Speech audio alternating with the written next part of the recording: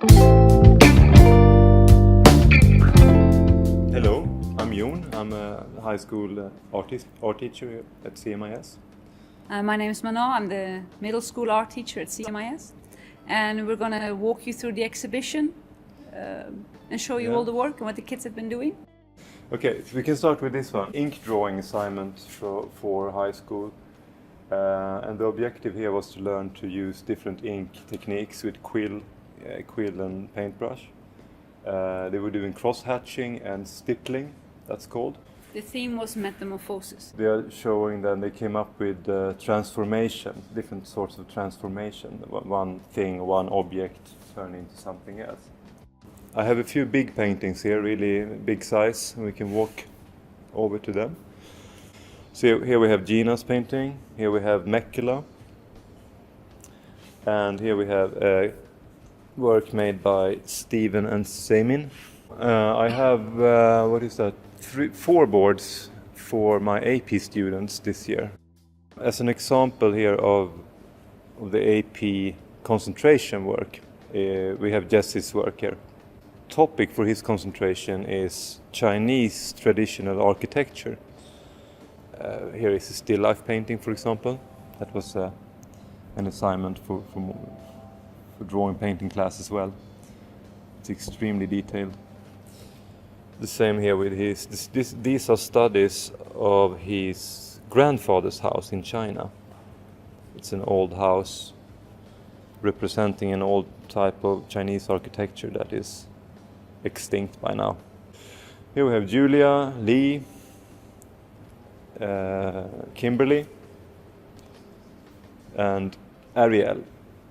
So this is the most recent assignment we worked with, and this is a 3D art class doing this together with Joe from the IT department and myself. So these are masks, plaster masks made by the students, face masks. But the focus here is the photography bit. So the masks are made to be photographed with the students. And we tried to bring out really the best of each individual here. That was the objective. And I think we actually succeeded. I love these pictures. So here we have the second photo assignment for this year. This is the first time I worked with photography, really. And the way we did this was the objective here is to get into an abstract language. We were talking a lot about how abstract artists find their language. It's not just a random thing, but it's a very deliberate search for a visual language. So the students were assigned to take close-ups, like abstract pictures from the school campus. When you look close at these, they are quite interesting. And the idea is that you're supposed to be able to work further with these pictures and do paintings and sculptures and so on, abstract art or semi-abstract art based on these photographs.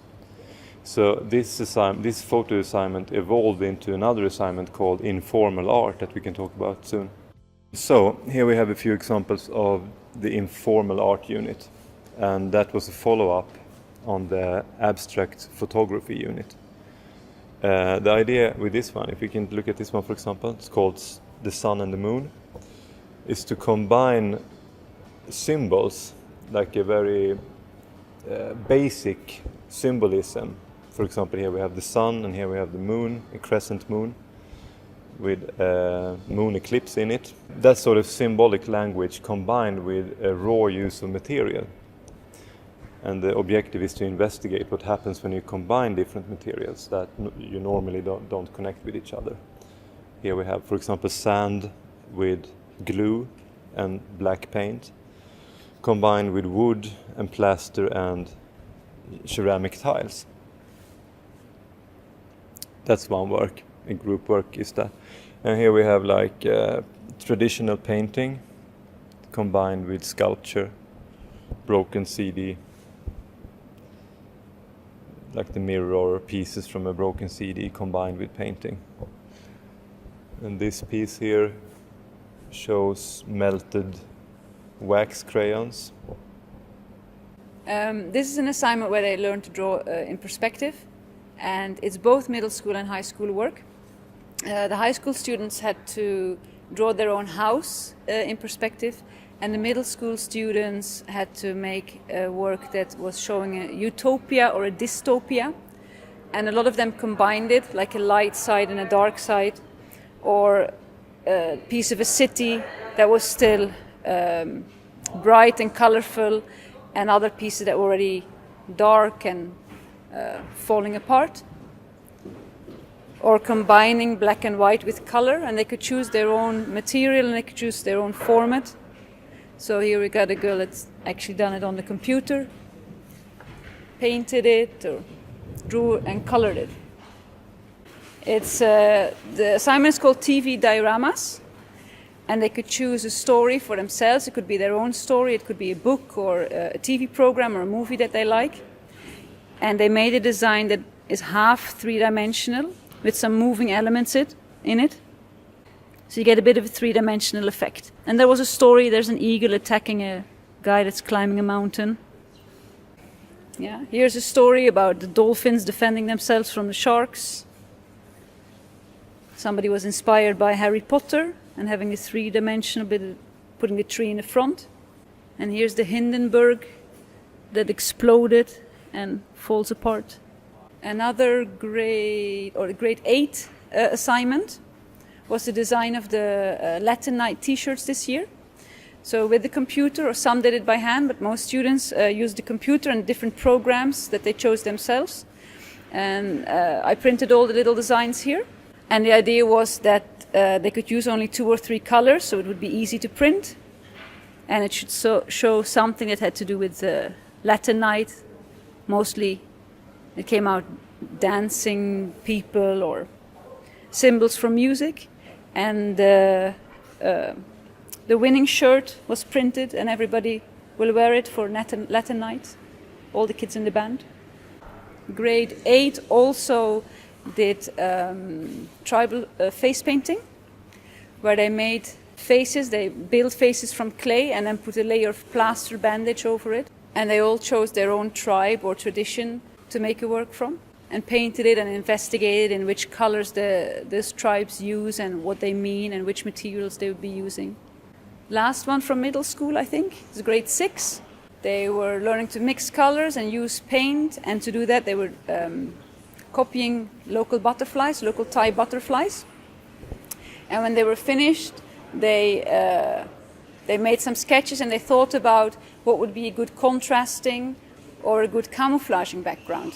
So some of them chose contrast, where it's a dark butterfly and a very light background, and some of them chose camouflage, where you actually hardly see the butterfly anymore. Yeah, and they could also choose whether they wanted to be abstract or have a nature kind of background, more organic.